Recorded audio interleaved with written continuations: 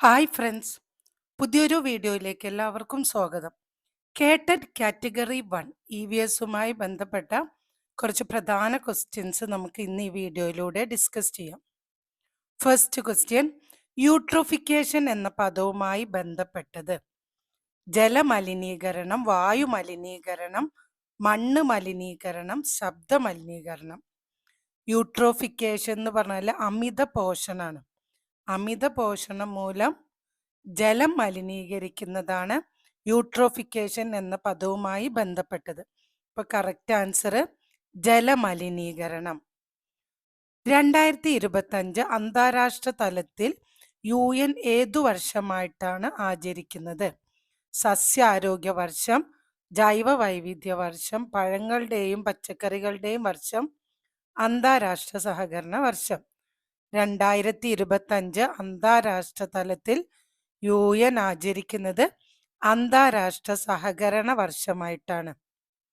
സാമൂഹിക വൈകാരിക മേഖലയുമായി ബന്ധപ്പെട്ട് വിലയിരുത്തേണ്ട ശേഷികളിൽ പെടാത്തത് ആശയവിനിമയ ശേഷി, ആശയധാരണ, പ്രശ്നപരിഹരണ ശേഷി, വിമർശനാത്മക ചിന്ത. സാമൂഹിക വൈകാരിക മേഖലയുമായി ബന്ധപ്പെട്ട് വിലയിരുത്തേണ്ട ശേഷികളിൽ പെടാത്തത് ഏതാണ്? ആശയധാരണ എന്നതാണ് കറക്റ്റ് ആൻസർ. ആഹാര ശൃംഖലയിലെ ഹരിത സസ്യങ്ങൾ എപ്പോഴും ആദ്യ കണ്ണികളാകുന്നു. എന്തുകൊണ്ട്? ആഹാര ശൃംഖലയില് ഹരിത സസ്യങ്ങൾ എപ്പോഴും ആദ്യ കണ്ണികളാകാൻ കാരണം എന്താണ്? എണ്ണം കൂടുതൽ, പിണ്ഡം കൂടുതൽ, ആഹാരം സ്വയം നിർമ്മിക്കുന്നു, ആഹാരത്തിനായി മറ്റുള്ളവരെ ആശ്രയിക്കുന്നു. എന്താണ് കറക്റ്റ് ആൻസർ? ഹരിത സസ്യങ്ങൾ ഉൽപാദകരാണ്, പ്രൊഡ്യൂസേഴ്സ് ആണ്. ആഹാരം സ്വയം നിർമ്മിക്കുന്നത് കൊണ്ടാണ് ആഹാര ശൃംഖലയിൽ ഹരിത സസ്യങ്ങൾ എപ്പോഴും ആദ്യത്തേതാവാൻ കാരണം. അന്തരീക്ഷത്തിൽ അടങ്ങിയിരിക്കുന്ന മൂലകങ്ങളിൽ ഏറ്റവും കൂടുതലായി കാണപ്പെടുന്നത് ഓക്സിജൻ, നൈട്രജൻ, കാർബൺ. അന്തരീക്ഷത്തിൽ അടങ്ങിയിരിക്കുന്ന മൂലകങ്ങളിൽ ഏറ്റവും കൂടുതലായി കാണപ്പെടുന്നത് നൈട്രജൻ ആണ്. അടുത്തത് ഓക്സിജൻ. നൈട്രജൻ 78%, ഓക്സിജൻ 21%, പിന്നെ അതുപോലെ മറ്റ് gas, carbon dioxide, water vapour ഒക്കെ 1%. അപ്പൊ ഏറ്റവും കൂടുതലുള്ളത് നൈട്രജൻ. പ്രകാശ സംശ്ലേഷണ സമയത്തുണ്ടാകുന്ന ഊർജത്തിന്റെ ശരിയായ മാറ്റം. ഫോട്ടോസിന്തസിസിന്റെ സമയത്തുണ്ടാകുന്ന ഊർജത്തിന്റെ ശരിയായ മാറ്റം. രാസോർജം പ്രകാശോർജമാകുന്നു, ഗതികോർജം പ്രകാശോർജമാകുന്നു, പ്രകാശോർജം രാസോർജമാകുന്നു, പ്രകാശോർജം ഗതികോർജമാകുന്നു. പ്രകാശ സംശ്ലേഷണ സമയത്ത് പ്രകാശോർജം രാസോർജമായിട്ട് മാറുകയാണ് ചെയ്യുന്നത്. ഏകകോശ ജീവികളിൽ പെടാത്തത് അമീബ, ഹൈഡ്ര, പാരമീസിയം, യൂഗ്ലീന. ഏകകോശ ജീവികളിൽ പെടാത്തത് ഏതാണ്? ഹൈഡ്രയാണ് കറക്റ്റ് ആൻസർ. വായുവിലൂടെ പകരുന്ന രോഗത്തിന് ഉദാഹരണം. രോഗങ്ങളെ കുറിച്ചിട്ട് വിശദമായിട്ട് തന്നെ ഞാൻ വീഡിയോ ചെയ്തിട്ടുണ്ട്. താഴെ ഞാൻ EVSന്റെ പ്ലേലിസ്റ്റ് ഡിസ്ക്രിപ്ഷൻ ബോക്സിൽ നൽകാം. സമയം കിട്ടുന്നതിനനുസരിച്ച് എല്ലാവരും അത് കാണാൻ. എല്ലാ ടോപ്പിക്കുകളെ കുറിച്ചിട്ടും വീഡിയോ ഞാൻ ഇട്ടിട്ടുണ്ട് EVSുമായിട്ട് റിലേറ്റ് ചെയ്ത്. വായുവിലൂടെ പകരുന്ന രോഗത്തിന് ഉദാഹരണം മീസിൽസ്, ടൈഫോയിഡ്, ചിക്കൻ ഗുനിയ, മഞ്ഞപ്പിത്തം. വായുവിലൂടെ പകരുന്ന രോഗമാണ് മീസിൽസ്.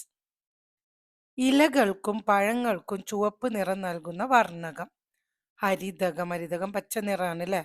Anthocyanin, carotene, phosphorus. ഇലകൾക്കും പഴങ്ങൾക്കും ചുവപ്പ് നിറം നൽകുന്ന വർണ്ണകം ആന്തോസയാനിൻ. Correct answer anthocyanin. ചില ബ്ലൂ ഗ്രീൻ ആൽഗകൾ ജൈവവളമായി ഉപയോഗിക്കാൻ കാരണം. ചില ബ്ലൂ ഗ്രീൻ ആൽഗകൾ ജൈവവളമായി ഉപയോഗിക്കാൻ കാരണം അവയ്ക്ക് നൈട്രജൻ സ്ഥിരീകരണത്തിന് കഴിവുള്ളതുകൊണ്ട്. സൂര്യഗ്രഹണം നടക്കുന്നത് എപ്പോൾ? സൂര്യൻ ചന്ദ്രനും ഭൂമിക്കും ഇടയിൽ വരുമ്പോൾ, ഭൂമി ചന്ദ്രനും സൂര്യനും ഇടയിൽ വരുമ്പോൾ, ചന്ദ്രൻ സൂര്യനും ഭൂമിക്കും ഇടയിൽ വരുമ്പോൾ, ചന്ദ്രനും സൂര്യനും ഭൂമിയും നേർരേഖയിൽ വരാത്തപ്പോൾ. സൂര്യഗ്രഹണം എപ്പോഴാണ് നടക്കുക? ചന്ദ്രൻ സൂര്യനും ഭൂമിക്കും ഇടയിൽ വരുമ്പോൾ. Earth, moon, sun. EMS എന്നതാണ് ഇതിന്റെ കോഡ്. EMS ആണ് സൂര്യഗ്രഹണം കാണിക്കുന്ന കോഡ്. അതായത് എർത്ത്, മൂൺ, സൺ. MES ചന്ദ്രഗ്രഹണം. MES മൂൺ, എർത്ത്, സൺ അത് ചന്ദ്രഗ്രഹണത്തിന്റെ മനസ്സിലാക്കാനുള്ള കോഡാണ്.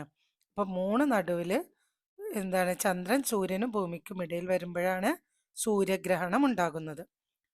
ആർജന്റം എന്ന പേര് ഏതു മൂലകവുമായി ബന്ധപ്പെട്ടിരിക്കുന്നു? Antimony, mercury, argon, silver. Argentum എന്ന പേര് സിൽവറുമായിട്ടാണ് ബന്ധപ്പെട്ടിരിക്കുന്നത്. AG silver. നീലവിപ്ലവം എന്നത് എന്തിനെ സൂചിപ്പിക്കുന്നു? പാലുൽപ്പന്നങ്ങൾ ധവള വിപ്ലവം അല്ലെ. തേനീച്ച, കാർഷിക ഉൽപ്പന്നങ്ങൾ, ഫിഷറീസ്. നീല വിപ്ലവം എന്നത് ഫിഷറീസുമായിട്ടാണ് ബന്ധപ്പെട്ടിരിക്കുന്നത്.